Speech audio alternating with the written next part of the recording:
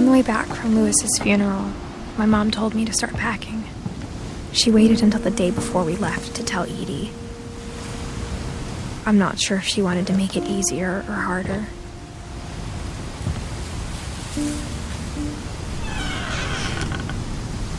I wish we'd stayed.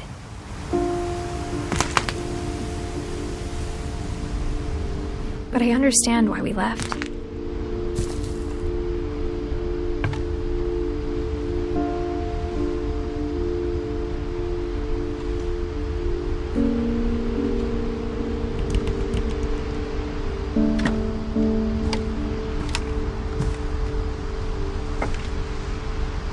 My mom ended up leaving everything behind.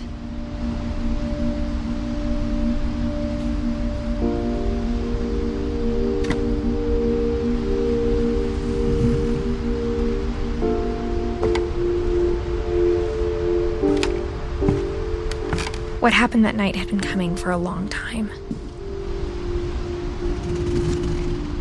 Maybe it should have come sooner.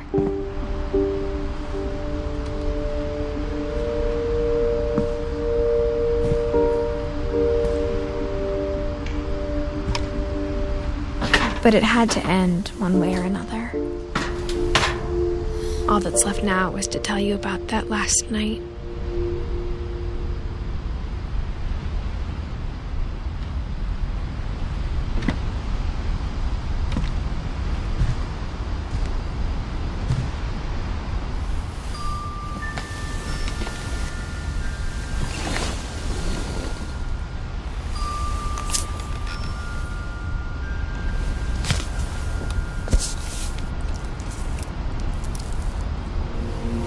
That whole last day, Edie just watched us pack and didn't say a word.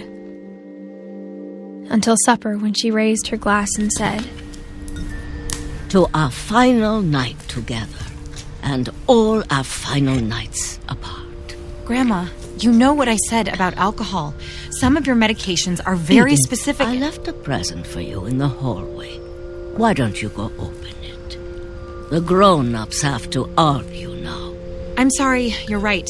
We're all leaving tomorrow. Let's just enjoy our last... I'm not leaving. Edith, you're excused.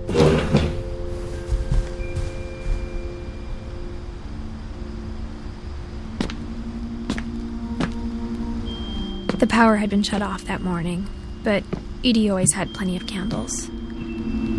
When my mom sailed the library, I don't think she knew about the other entrance. Or that Edie had a key to it.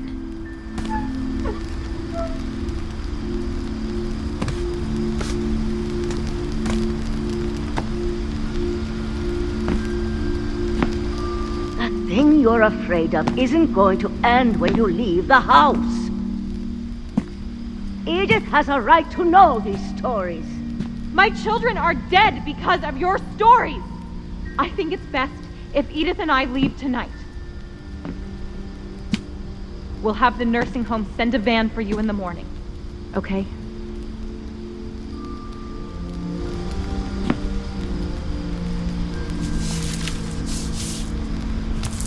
Dear Edith, there's so many stories I wish I could tell you, but there's only time for one. This is about what happened on the night you were born. That night, the tide went way, way out. It was the first and last time I ever saw the old house aground. There'd been an earthquake out in the middle of the ocean. They called it the lowest tide in 1,000 years.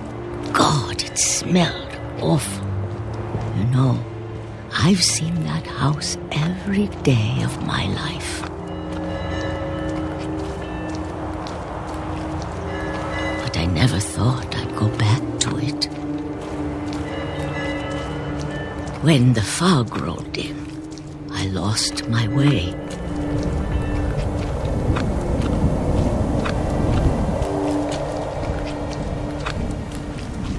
I got turned around.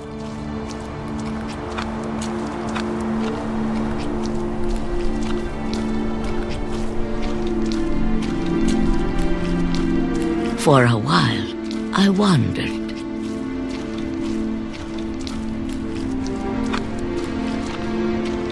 I started seeing things.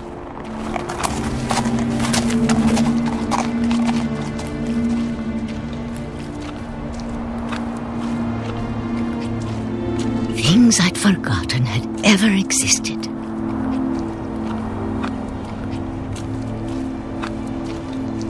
But when I saw them, they felt like old friends. That night, a lot of things came back to me. Or maybe I came back to them.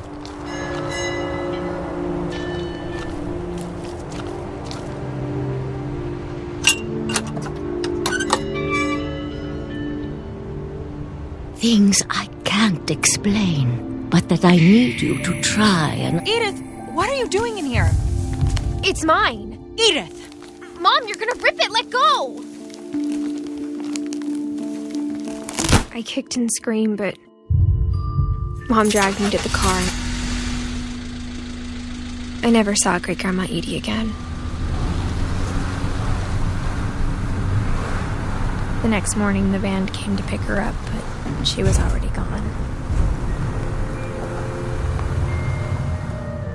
After that, we moved around a lot.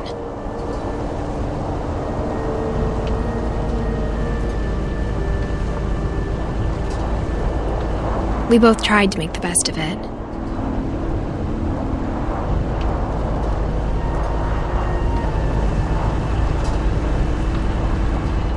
A few years went by.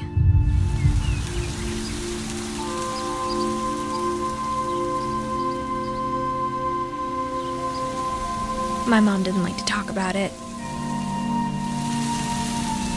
but she started getting sick a lot. The rest happened pretty quickly.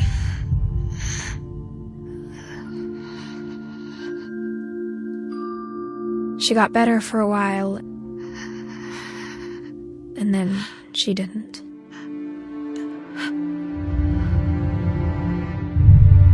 And then I was alone. The last Finch left alive.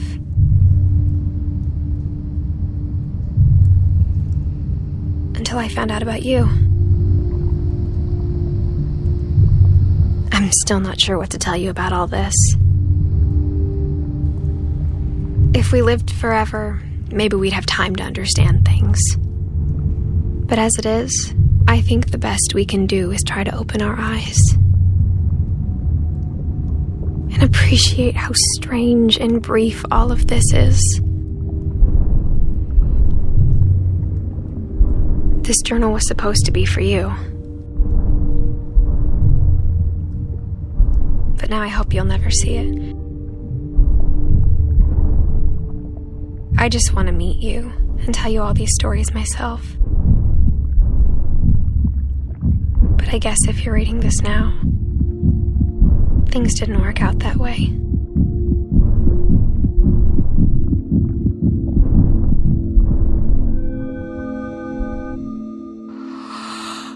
This is where your story begins.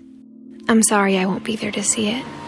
It's a lot to ask, but I don't want you to be sad that I'm gone. I want you to be amazed that any of us ever had a chance to be here at all. Good luck.